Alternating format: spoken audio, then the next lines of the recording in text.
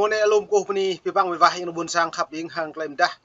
Ra rai ke tleh tip ping pung roh leh tung nyo le lu karang plu leh tung nyo tip ke nyo bu mau tleh snik hang tleh tip bling cham kan u.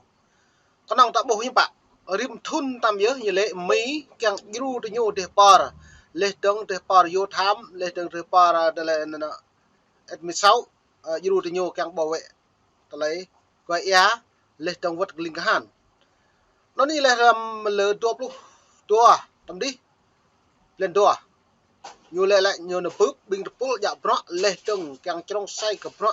phục học toán lên lúm ta trong cái nằm căn đực chưa kết ta độ miên mà có lời nhiều lệ rim cha rằng một mà ta nhiều lệ rằng pre học toán ta nhu lệ để đầu ta nhu nó mày pre xem trăng lệ mực cái lời con này dọn phục đòn mà cái nhiều pu cái tụ mình cho pu bọc cái nhiều pu bọc màu pu lấy tôi đặt lăng cái lạ mang rút lên video bộ màu pu lấy càng iru ta nhu dua tenon tlai ne tepia mate nyu blar ma ko nyu pu nyu mak pran suan nak bun sang leh tong nyu hui nyu yaw dân de kana bun sang nyu ngạ na ka nak bun sang hui bui ko nok na le thau khap kana bun sang ko nok na ne mo pu chot chặt ti chặt ne nó như lệ nhưng mà thau mỹ ra này rằng công vấn đáng công san Việt Nam bộ màu mút ma cắt lại học tong ô biết va ca bố lễ lại học tong xịm lẹ thì nyu nông nọ như họ này lại đang can trở bí mà như đom nước Mỹ hay này 36.000 tỷ đô la có đom nước vừa cái trầm cái nằm như bộ mỏ ký kết họ đặc ô lệ trong mang non lệ khôn cha nhiều lệ bộ thầu mút hợp tác thương mại tự do dưới năm và nó hiếm pa lại rằng càng ít nhiều này lại nó lại lên bên đi là bộ nhật bằng cả nga rạ này là nga hiếm pa nga phắc nhú tu chia cả nga đừng có trở lại vừa có trở lại trầm cái nằm lên do thô nó lại chính nhiều mạng bằng cái ép bơi dự hàng lấy đâu có cạnh tranh họ đang bật tuổi chỉ ngà tháng tôi loại ép ra là cọp ra lại bị sang lắng lên một và nhiều một lòng nhà hạ to cao chẳng tay nhiều lại chỉ nga một là tỷ như một tỷ nó nhiều là bồi thường chẳng ngà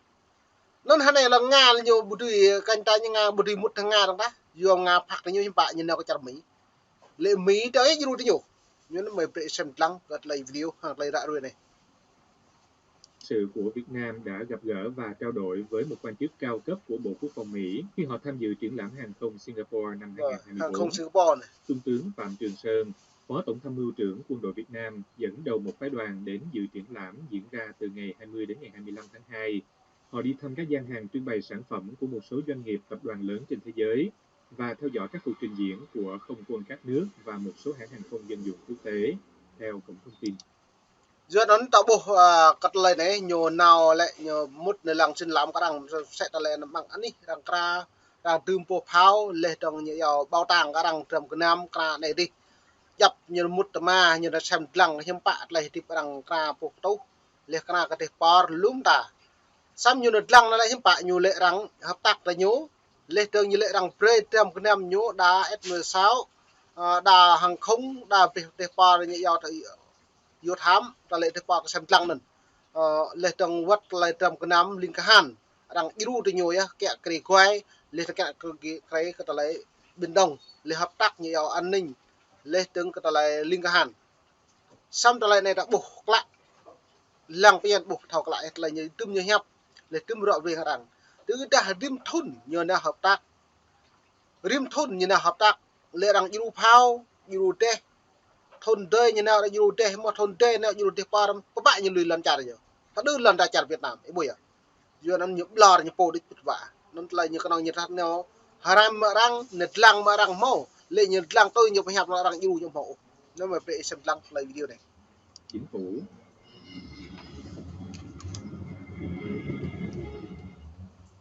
Trong khuôn khổ cuộc triển lãm, phái đoàn Việt Nam cũng đã có buổi gặp gỡ với các đối tác để trao đổi về những vấn đề các bên cùng quan tâm và hợp tác song phương.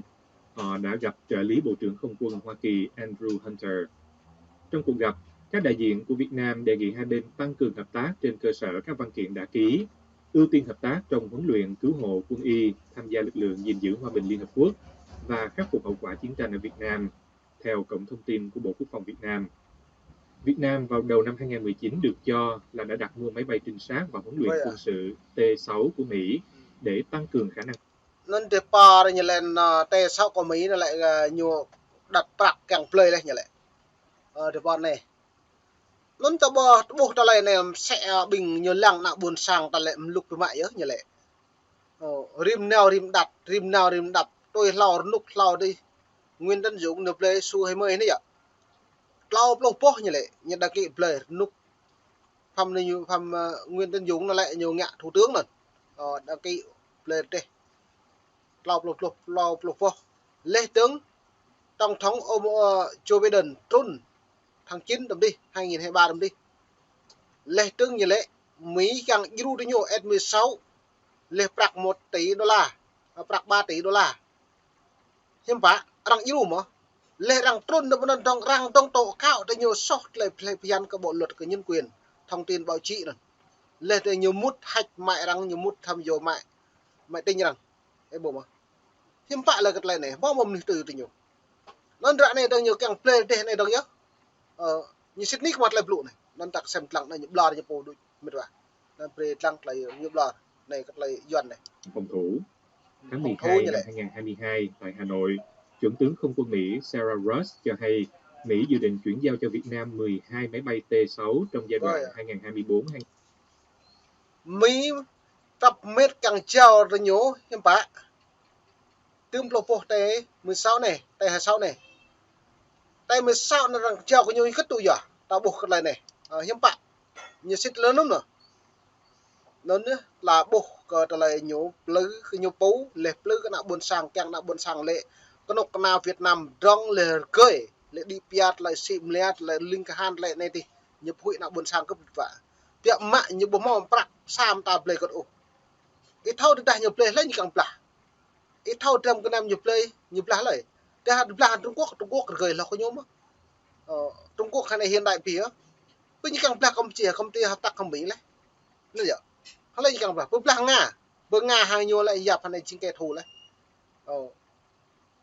bên đây không Mỹ làm Mỹ như nằm mà kẹo Mỹ lấy nhiều play nhá bố mò pha đéo nóc na đang cộng sản Việt Nam nó lấy nhiều cái dẹp giả bỏ đặc lòng bên làn giả đặc khép ERP những cái dẹp mà giả này như lệ nó nhối nó nhối bằng nó nhối Mỹ như lệ nó đuổi có mô tô nó vậy nó lại xem lăng tăng từ cái này lên này và huấn luyện quân sự T-6 của Mỹ để tăng cường khả năng phòng thủ. Tháng 12 năm 2022 tại Hà Nội, Chuẩn tướng Không quân Mỹ Sarah Russ cho hay Mỹ dự định chuyển giao cho Việt Nam 12 máy bay T-6 trong giai đoạn 12 máy bay T-6 này. Trong đó có 3 chiếc dự kiến được chuyển giao trong quý 1 năm 2024. Việt Nam đang tìm cách đa dạng hóa các lâu po đang spray lâu từ nhiều như vậy mang đơn po tùm po duyệt làm sẽ này á tạo bộ này họ mù nhũ dưa cái lệ còn nó nhiều hẹp bọc lẹ cứ mệt vả bộ mò po lại càng giàu thì phạt từ nhiều dưa ta lại đang công sản vẫn năng ô đang chờ để sao để cái nhiều lệ căn năng lắm á có ta lại những bọn grong barang lại đang nhiều mò tụ ớt lại phiền đàn cái nem băng ra pre prak rằng như bia bằng lệ tầng tê tòn lệ mà lại như ta như càng play nó lại như bạn nhiều không kỹ lại phiền đang một đường này nay về xem lăng lại video này nguồn cung vũ khí phòng không vốn từ lâu phụ thuộc nhiều vào Nga. Trong những năm gần đây, Việt Nam đã tăng cường nhiều lệ mà nó mong đơm đã lâu thì phụ thuộc Nga sao đó chứ đã này Nga hàng nhiều như bạn nhiều chính kẻ thù à nhất thắng lại nhất thua nữa còn lại kiên cáo Nga lên những bồi thường với Nga đâu này này xem lăng lại nhiều bậc mệt đâu nhiều đoạn về phục tháo trong cái năm phụ thuộc vào Nga sao được nhiều cất nhiều buôn lệ phụ thuộc tới nhiều học toàn nhiều này thì với như lệ Việt Nam rằng Việt Nam một cười Việt Nam tảng nhiều cất như được play phục tháo mà như lệ Việt Nam trong Pháp trong Mỹ bộ nhập nồng nội như tư này vậy xong đối với phục tháo bây giờ để cho rằng nhiều tàn tràng mà đôi để pa rằng như tu giả tàn tràng mà lệ hạt nhân bây giờ để pa bây giờ để nát để pa tháo toàn này thì như tuôn tàn tàng rằng sao lại nhiềuปูnhư thằng máu này nhiều kết lại nhiều đội sưng đội đại lại như là mày về xem lăng là nhiệt lên này lại như về hàng Nga đừng đạn lo đi rồi kẹo pháo bằng Nga nhiều chi tiêu quân sự cũng như củng cố sức mạnh cho lực lượng quốc phòng giữa bối cảnh Trung Quốc tăng cường ảnh hưởng trên Biển Đông và trong khu vực. Nên như này vậy là tập mệt giờ vừa Trung Quốc như là mệt vả. Thuộc Đại học Stanford nói. Nên chơi nhiều free này dòng tới buồn sang khắp những xem lăng là buồn lại cắt lấy video của mày đã rồi hàng lại nước buồn sang đầy gà đã hàng đã bổ lúng ta cắt lấy yuan nhưng tết ta là phứ cái nào buồn sang ra nhiều phố là phứ cái nào buồn sang đá chẳng thao hụi thao rung tới nhiều vừa cả lại lần trả Việt Nam trong